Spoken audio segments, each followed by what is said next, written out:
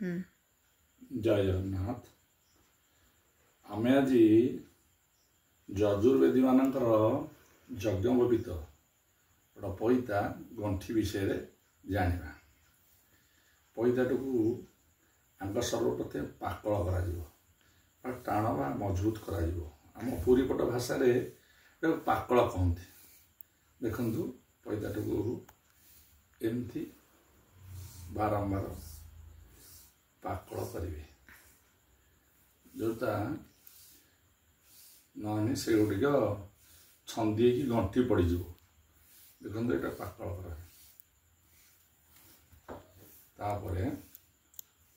देखु एमती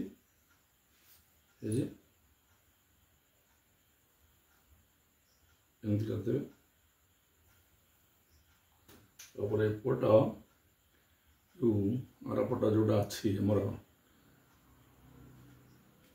भर्ती करूँ।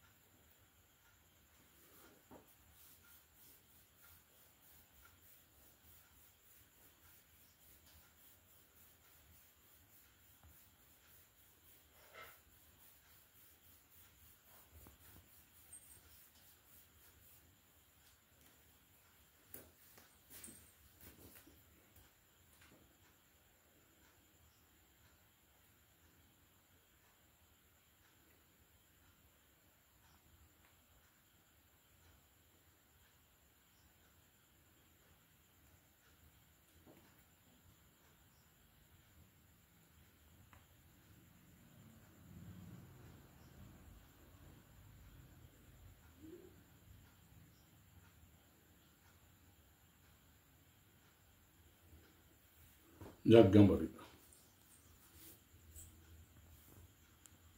जय जगन्नाथ।